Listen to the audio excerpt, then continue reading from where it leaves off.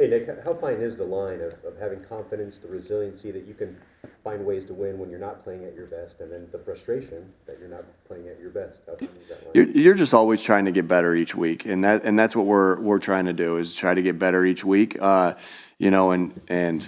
sometimes you're going to be, there's going to be plays in each week. There's going to be plays every single week where there's going to be spurts of good football. There's going to be spurts of football that's not so good, right? And you're just trying to minimize that and appreciate the win, but also striving to get better. I think striving to get better. There is a fine line, like you said. Like there is. Man, we won, but gosh, this could have been better. I think that's what makes a lot of good players great. Is that striving to get better, and I'd say the same thing with coaches. So there is this where you never have that feeling of satisfied, but you got to enjoy it too.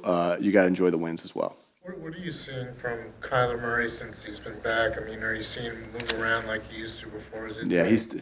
He still can go. He's still a really, really good player. Obviously, each week he gets more healthy.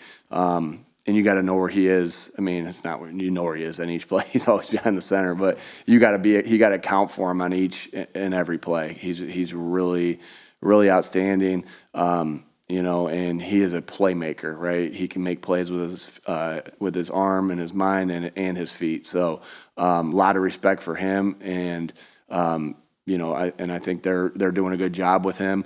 He's doing a good job this year, and we got a challenge this week.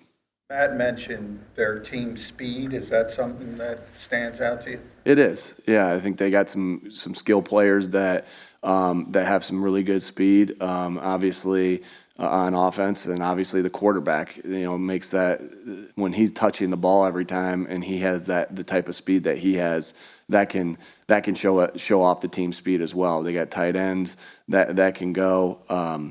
So. And then they got a big bruising running back in Connor, who's an outstanding player, and I got a lot of respect for him as well. But you definitely see that speed when you put on the tape.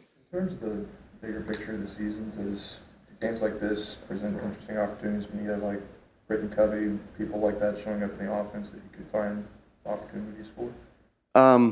I mean, you're doing everything you got to do to win each and every game. So sometimes, like last week, Britton Covey had an opportunity based off of the defense and some of the things they were doing to different personnel groups. This week, we'll see. But the things like always, the offense will go through, the pass game offense will go through, the three guys that I always mention, and there's going to be some opportunities for some other guys as well. Nick, you had mentioned how you thought you were too tense on the sidelines in some of the moments last week. Obviously, you're one of the people that sets the temperature for the team overall. Do you reflect on that at all during? It's obviously been a season that has had a sense of tension to it, and sort of your role in that. Have you thought about that? Yeah, that's why I said what I said last week. You're always trying to, every time in a game, after a game, I'm really thinking about, were the guys ready to play physically? Did I do the right things throughout the week to help them be ready to play physically? I mean, just physically play. Did I take enough time off practice? Did I do enough on practice? All those different things. You also think about, did I manage the game well? What are the mistakes I made there, or what are the good things I did there? Then you also think about, my role with the offense. Were the designs the way they needed to be on offense? What could we have done better here? And then you think about the messaging to the team as well. That's my last thing there as the head coach is the messaging. So you go through that each and every week of what you think. Last week I felt like, in the midst of that game, it wasn't so much the messaging, but it was more so in that tense moment, and that I did that, and I didn't like it. Just like everything else, you evaluate. Hey, I didn't like that I didn't call a timeout after the Kenny's not getting out of bounds, got tackled in bounds, and then the same thing here. So you just evaluate that each and every week, and I think that's just the process of your process each and every week of what can I have done better here, and that's what I felt last week, and that's what I shared with you guys. We'll go Zach, and then we'll flip it. On the topic of takeaways and turnover differential, last year you and Gannon were kind of adamant that it's not a luck-based statistic. Mm-hmm. It's kind of coached up.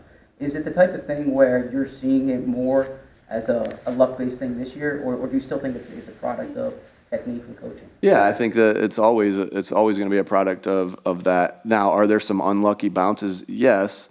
But Zach, I do believe that every team has those, right? There's every team that's going to be like, if we just didn't do this one, and this one with that unlucky bounce, but everybody has those, right? And that go both ways. And so I do believe those even themselves out.